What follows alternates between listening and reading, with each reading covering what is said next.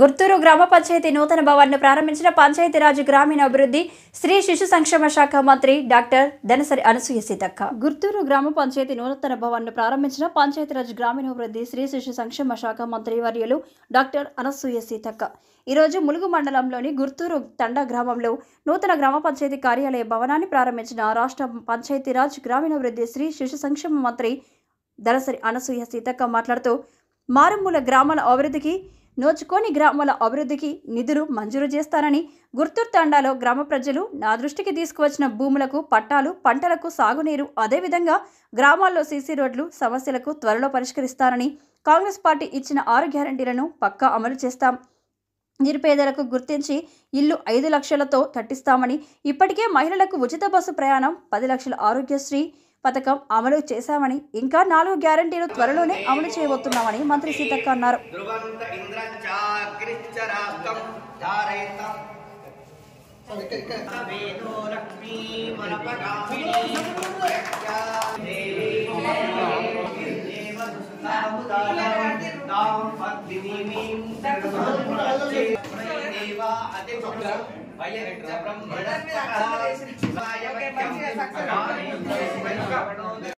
అందరికీ శుభాకాంక్షలు తెలియజేస్తా ఉన్నాము. మరి ఆ కార్యక్రమంలో వారితో పాటు వచ్చి ఈ యొక్క ప్రోగ్రామ్ ఖచ్చితంగా ఇలా బాగా బిజీ ఉంది. అక్కడ జాతర కూడా లక్షల మంది వచ్చి ట్రాఫిక్ అంతా ఆగిపోతున్నటువంటి పరిస్థితి. అధికారులందరూ కూడా ఇక్కడే ఉండిపోయారు. సో తొందరగా వెళ్ళిపోవాల్సిన అవసరం కూడా ఉంది. మరి సత్యరెడ్డి అన్న గారికి సోదరుడు మొదటి నుంచి దానికి ఈ బిల్డింగ్ ఇవాళ కట్టినమంటే దానికి పునాది 2006లో కాంగ్రెస్ ప్రభుత్వము సోనియమ్మ తెచ్చినటువంటి 100 రోజుల పని చట్టం. 100 రోజుల పని చట్టం. ఇలా ఊళ్ళలో సీసీ రోడ్లు వచ్చిన 100 రోజుల పని చట్టం. ఇవాళ ఊళ్ళల్లో మరి శ్మశాన వాటిక కట్టిన 100 రోజుల పని చట్టం.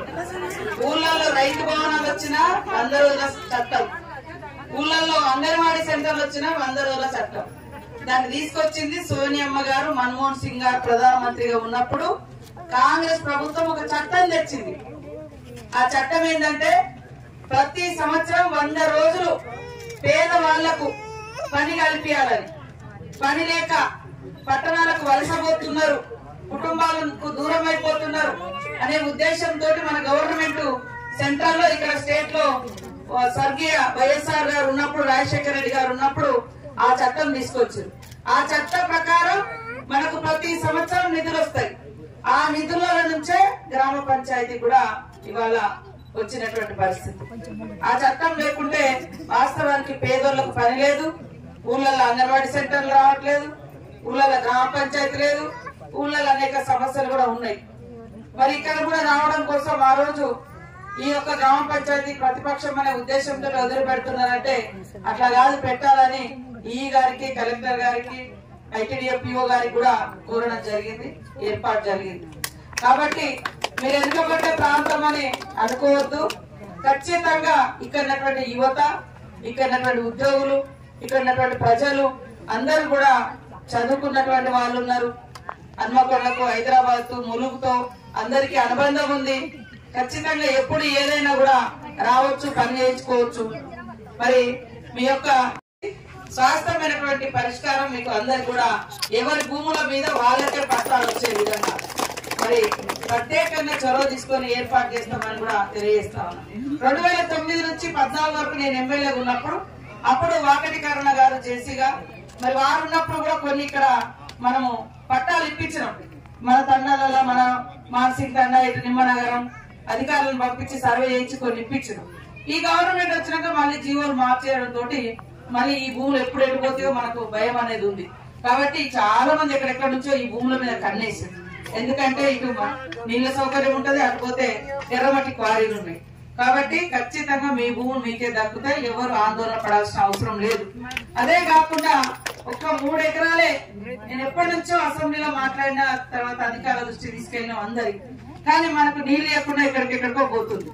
ఇప్పుడు తొందరలోనే ఆ సమస్య కూడా పరిష్కరించి ఖచ్చితంగా ఆ 3 ఎకరాలు ఉన్న రైతులైనా కూడా సరే ఒక రూపాయి ఎక్కువ ఇచ్చైనా పర్వాలేదు ల్యాండ్ తీసుకొని వెంటనే ఆ కెనాల్ కూడా మనకి ఇక్కడ నుంచి మల్లంపల్లి వరకు పారే విధంగా చొరవ తీసుకొని నీళ్లు అందిస్తామని కూడా ఈ సందర్భంగా తెలియజేస్తా ఉన్నాను.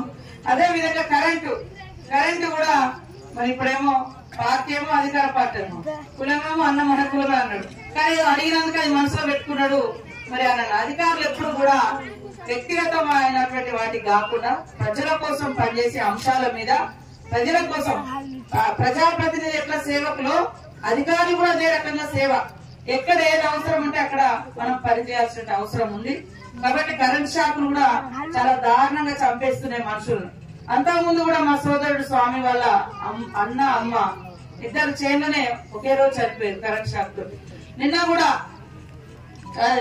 26 జనవరి రోజు మరి చనిపోవడం జరిగింది. ఇట్లా వైర్లు కిందికి వస్తే ఒక్కొక్కసారి అవి తెగిపోయి కూడా మీద పడవచ్చు, లేకుంటే ఏదైనా తెలియక కట్టే ఇట్లా అనగానే పోయి వైర్ కిందికి ఉంటుంది కాబట్టి కర్రతో కూడా తగిలి చనిపోతా ఉంటారు. కాబట్టి కరెంట్ అధికారులకు కూడా ఇప్పుడే నేను ఫోన్ చేసినా అది ఎస్టిమేషన్ కూడా చేసి తొందరగా ఏమన్నా వెంటబడి మీ ఊర్లో ఆ జాలి లేకుండా కిందికి వచ్చే పరిస్థితి రాకుండా చేస్తానని తెలియజేస్తూ ఆ 300 మీటర్ల రోడ్డు కూడా చేసి నర్సంపేటకు మనకి ఇటు కనెక్టివిటీ కూడా తొందరలోనే ఇస్తాం. అదే విధంగా కొన్ని సీసీ రోడ్లు కూడా ఆ రోజు సోనియామ్మ తెచ్చిన చట్టంతో 100 రోజుల పని కిందనే